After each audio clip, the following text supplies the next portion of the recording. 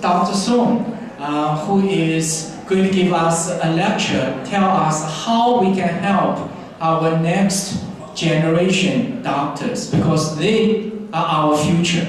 Let's welcome Dr. Song. Thank you.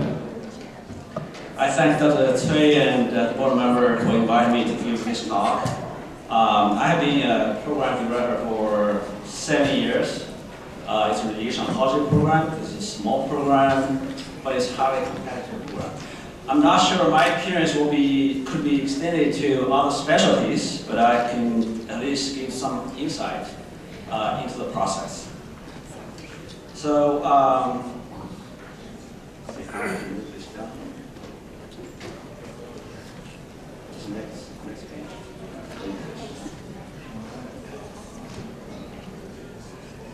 Does it work? Okay, that works. Okay. So I actually borrowed these slides from Dr. Naskar, who is the CEO of HCGME.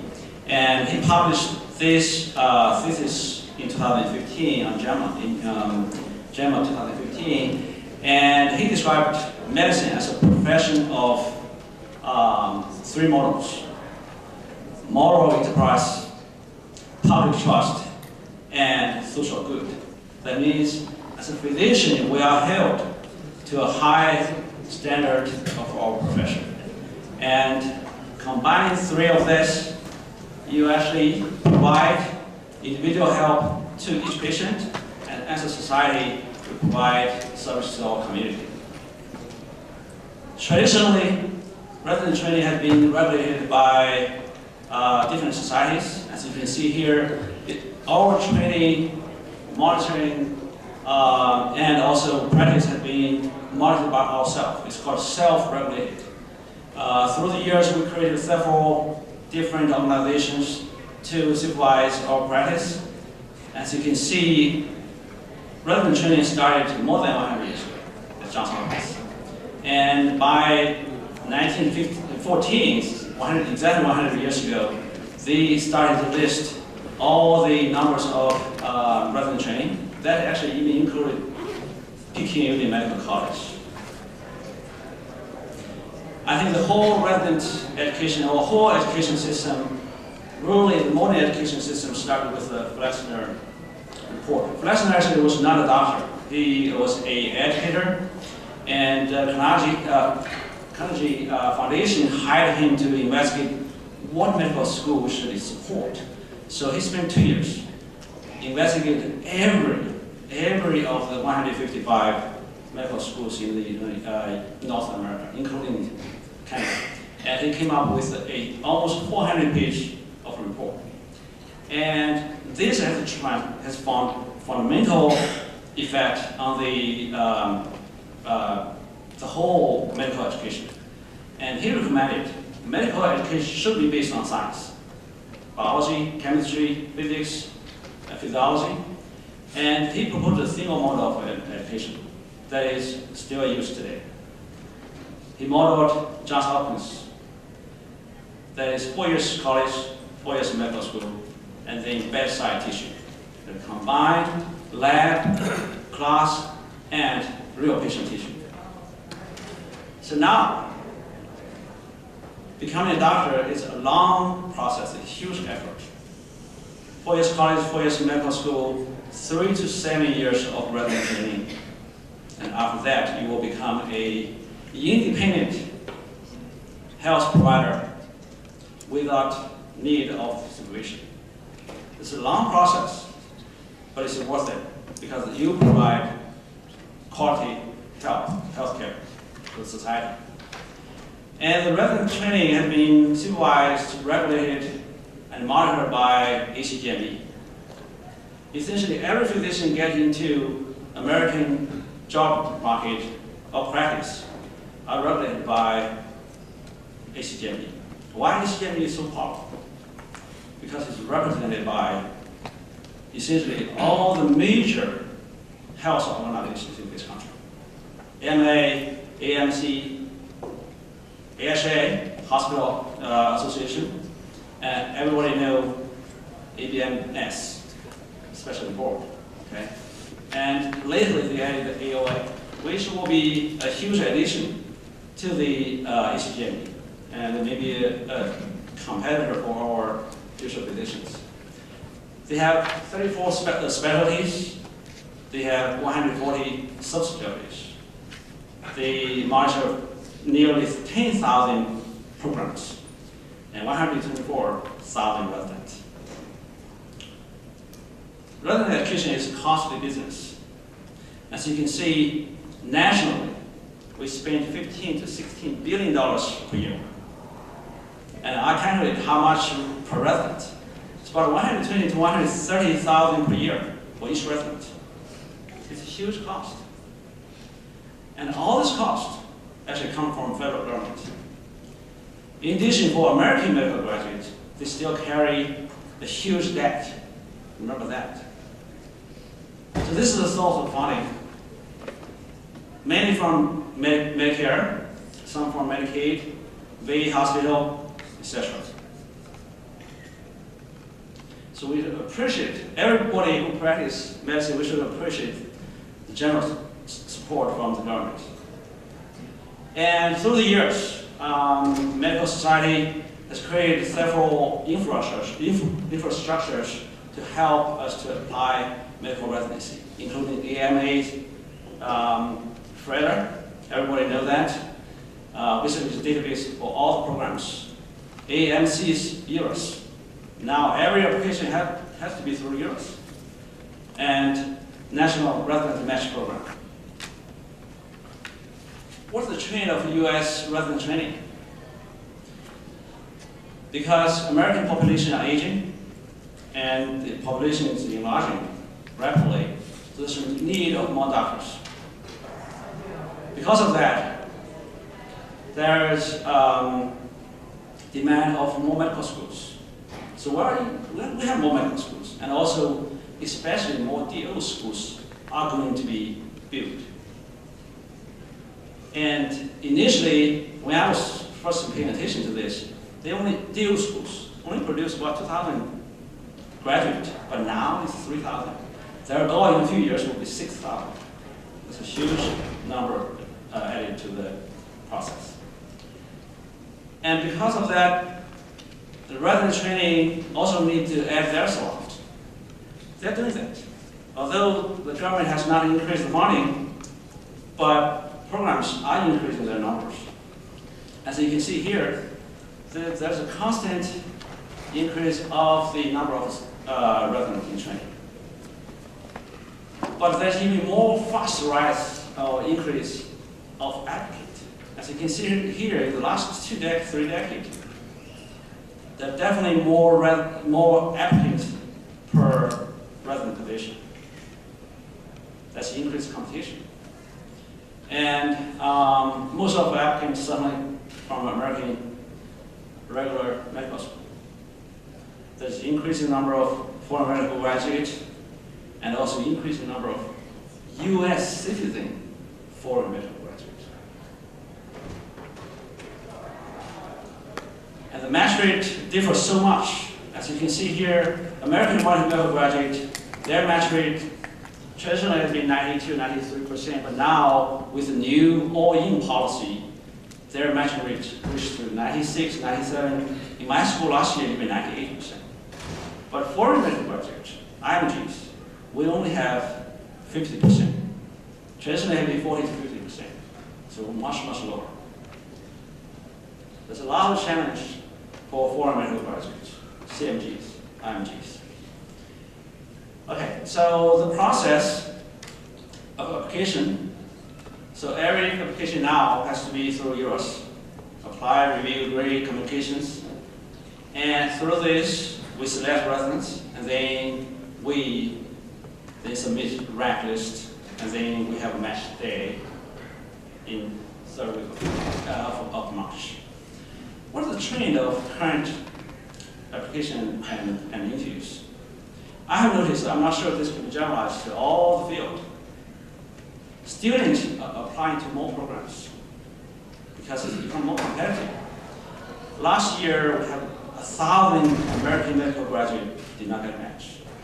So there's pressure on medical graduate to apply more. And more interviews per program. And in my specialty, usually it's 10 to 1, but now it's 14 to 15 to 1. And you run more programs. And because of this, program needs to interview more candidates. This actually put pressure on both candidates and programs and increase the cost. Application review. So I know application is kind of a myth sometimes. How they review? How do we select candidates? It's actually not that complicated. Usually, for a lot of programs, like primary care programs, they usually have 100 or even 1,000 of applicants. They will screen first. And usually, the PC, program coordinator, will screen. Okay? They use the screen tool of filter tool. Some of the applications never reach reviewer, never reach PD, program director, because of that. So you need to review your application and make sure everything is complete. Then they assign application to different reviewers, and the reviewers will recommend interview, and all this will be to program director. The program director will make a final decision to interview. In this process, I just will tell you, program director indeed have a lot of power in this process because they are the one who decide who to interview. So as a program director, what do they do? They try to find the best fit to their program. Not necessarily the best candidate, but best fit to the program. They're also concerned that they may not fill their program. This will be very embarrassing, especially for competitive programs like ours. And we only have 2, 3, 4, 5 vacancies, and what we see will be listed there. It's embarrassing. So we try to avoid wasting of interview slot. Okay, we don't have that many. We don't want to invite that many. So we try to avoid candidates that we think that will not come here. Okay, and we also try to avoid candidates that even interviewed may not be matched. So we try to do that. So we usually choose mixed population actually. Even for highly competitive programs, we select top ones, mid tiers. We also select some lower tiers. People need to know that. So even relatively weak candidates, you may still have a chance, depending on other factors. Okay. For example, geographic location. Yeah. You're weak, maybe we still get in. So what PD are looking for? Are looking at. When I click, I get an applicant open file. The first thing I look is who are they? Who they are. Okay, so general information.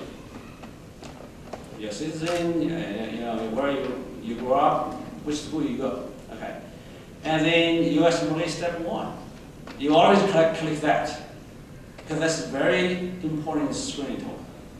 Okay, and letter of recommendation. It's very important, especially for small programs, because people know each other and they know who they trust, but they don't trust. They even know the style of their letter. I mean, I sometimes just read the letter, I know who wrote it. so letter is very important for small programs. Big programs maybe too. And the dean's letter or medical school performance evaluation, I look at that in detail.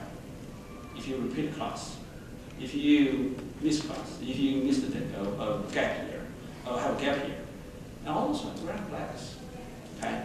And class ranking. Especially how many honors you got during your rotation. For competitive programs, we look at that. Okay? And also education, which college, medical school, are you AOA member? Research publication depend. In my program, we take this very seriously because for competitive programs, everything equal. If you have more publications, yeah, you probably will be a higher chance to get selected. Personal statement, depend. We look at that, and some of my reviewers look at this seriously and use this as one of the tools to select residents. I would say you need to do a good job to write this.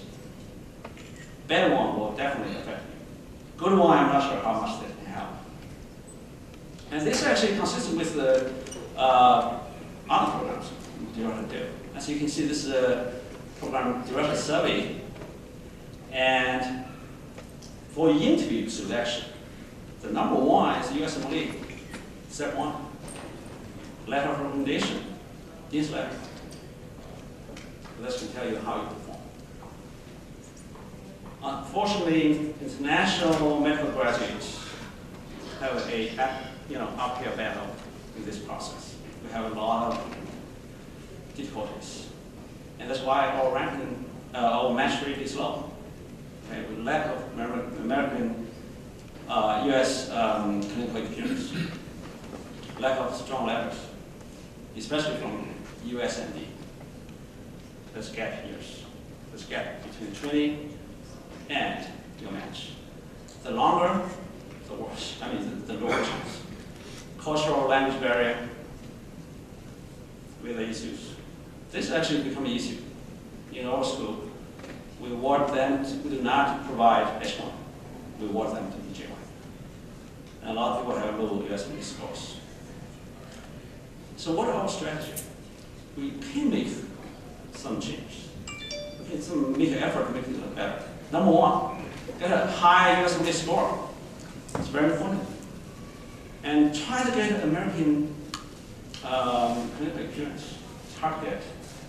But I hope the people here can help our future students, future doctors, to get this. Even although shadowing may not count as a hands-on experience, but when I look at this, I still feel that it's better than nothing.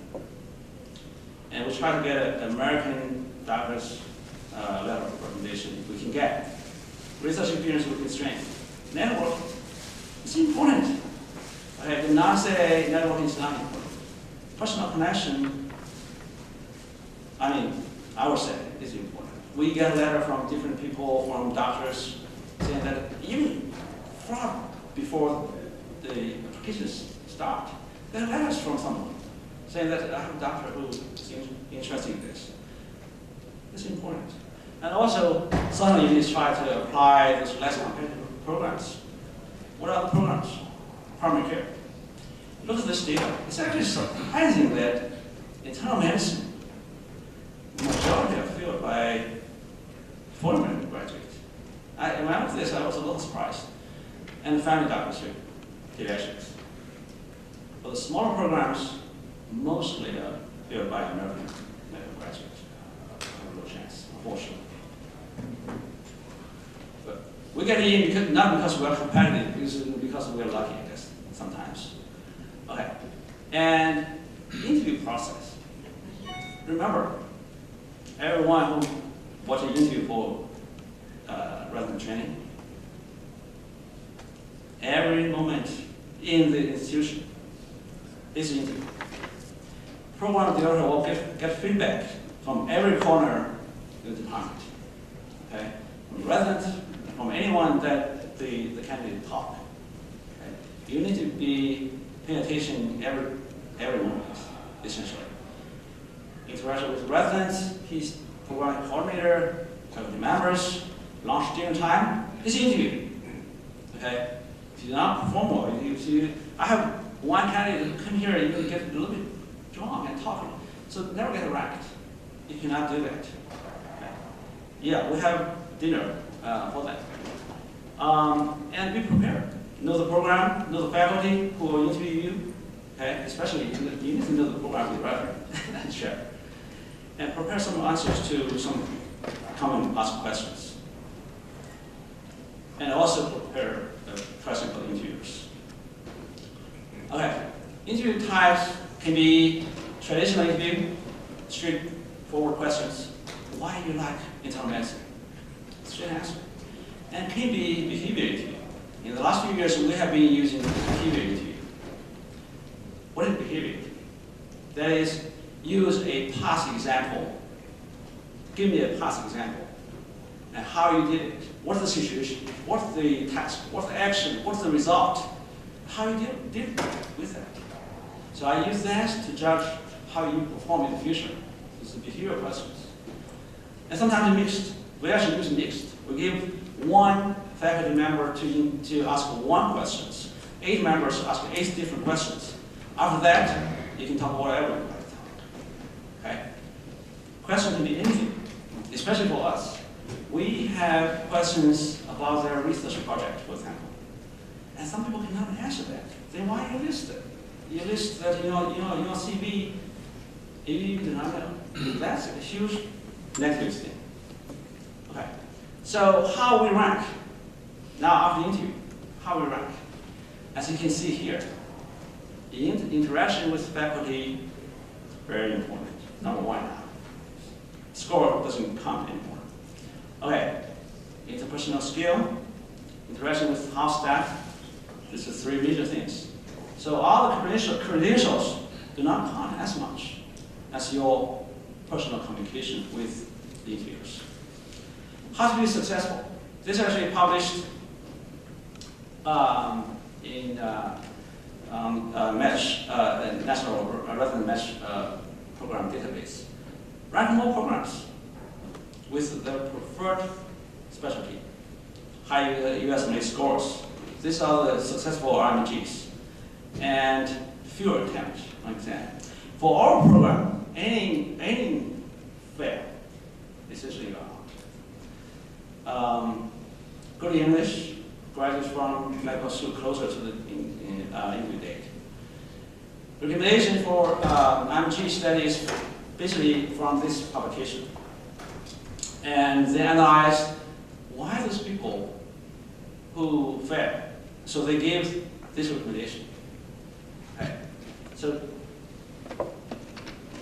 this actually is also AMA recommendation. So attend all interviews. Rank all programs you interviewed. Rank all programs that you are willing to attend. And most importantly, do not rank program based on perceived likelihood of matching. Rank based on your true preferred programs. And there's data published by Liang. Actually, that's published in Journal of GME. Thank you.